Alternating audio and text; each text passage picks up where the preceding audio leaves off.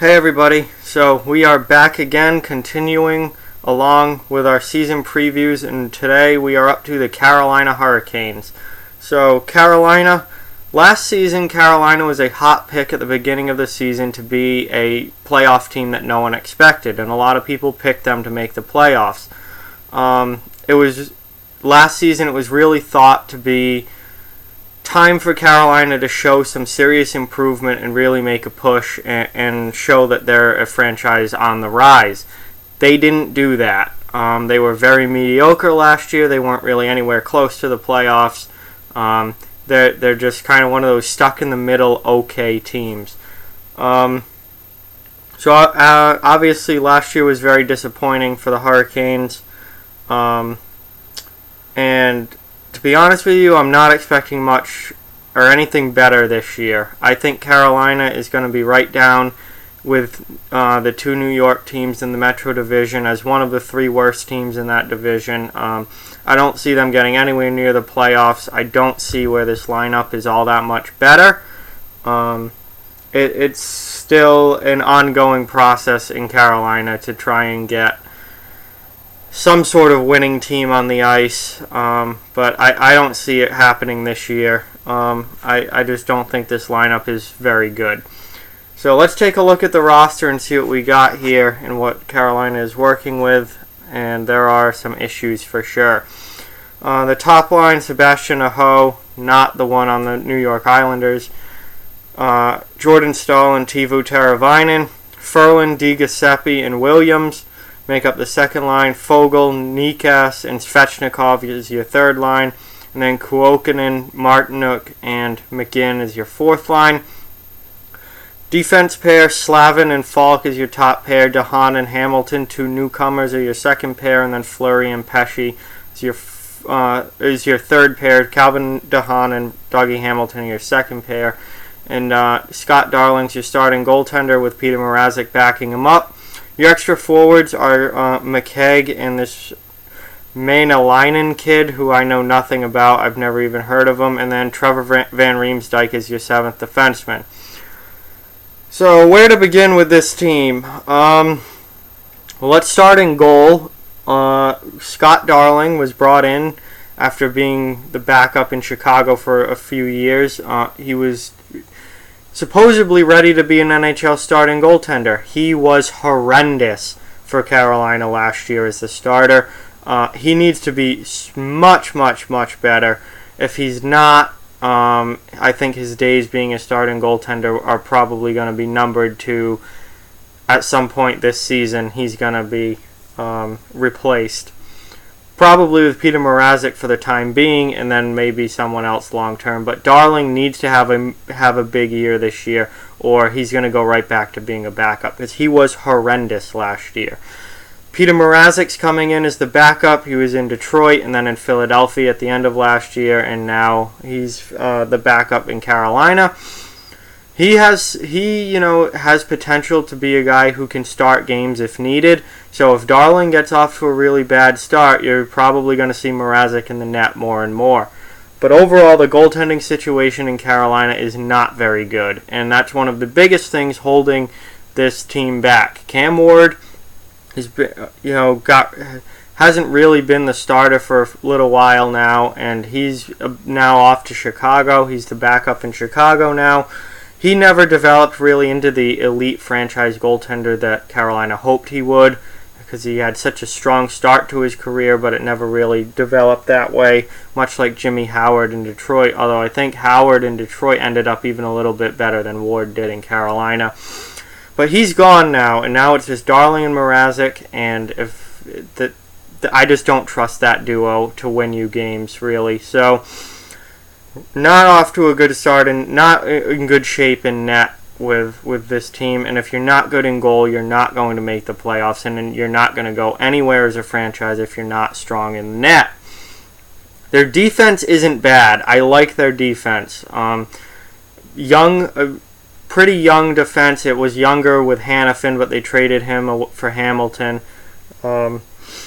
Basically, it wasn't exactly a one-for-one deal, but it was, basically they traded Lindholm for Ferland, and Hanifin for Hamilton, and then Adam Fox was the add-in piece there for Carolina. But it's a pretty young defense. Slavin, Pesce, Falk are all still pretty young players.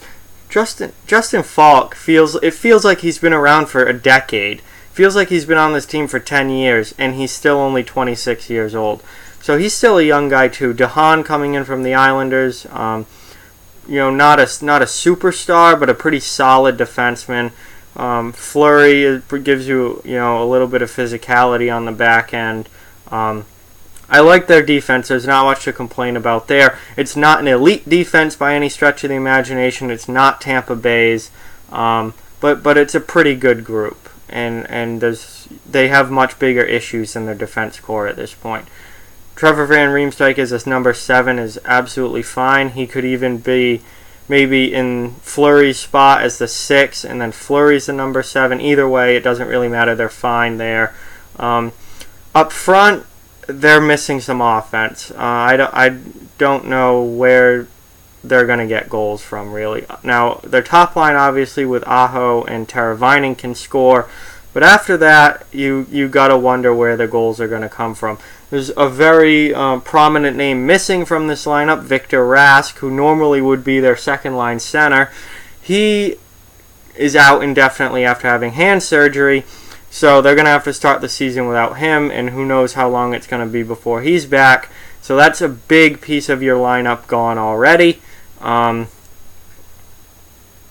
with this forward group, it's not good to have guys out of the lineup because they're already pretty thin to begin with.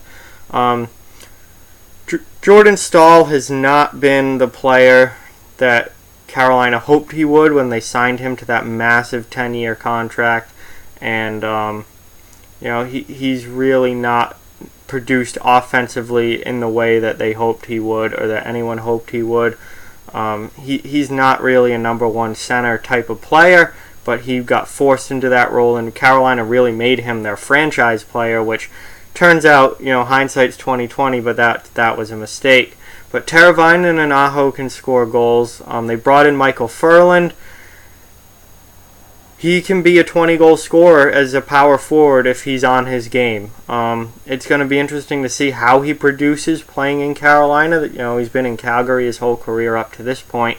So in a new environment, we'll see if that raises his game or if he falls flat on his face.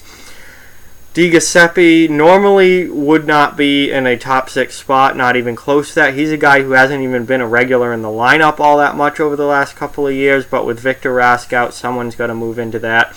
I don't know if he's actually going to be the second-line center. That's just what Roster Resource has. Maybe someone else steps up and takes that spot.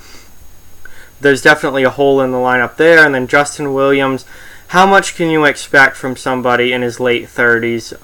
Justin Williams, I love the guy. He's a great player. Really good in the playoffs, but you have to get to the playoffs to be good in the playoffs. And at his age, I just don't know how much Justin Williams has left in the tank. Then Fogle, he's all right. Nekes, I don't know anything about him. And then Svechnikov was their first-round pick in this past draft. Second overall, so he's obviously, hopefully, a superstar in the making. I know they certainly hope so. So we'll see what he looks like. And then this fourth line, Kuokkanen, Martinook, and McGinn. I don't know anything about Kuokkanen. Never really heard of him before looking this lineup up. Martinook and McGinn aren't going to give you offense. They're sandpaper guys. Kind of gritty fourth line players. Speaking of gritty and fourth-line players, this team, Carolina as a franchise, has been one of the softest in all of hockey over the last 5 years or so.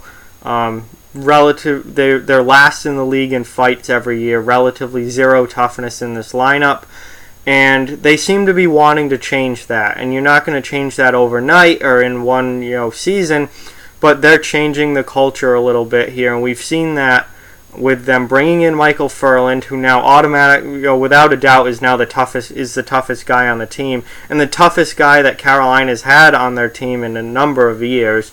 He is a very physical player, hits a lot, willing to fight.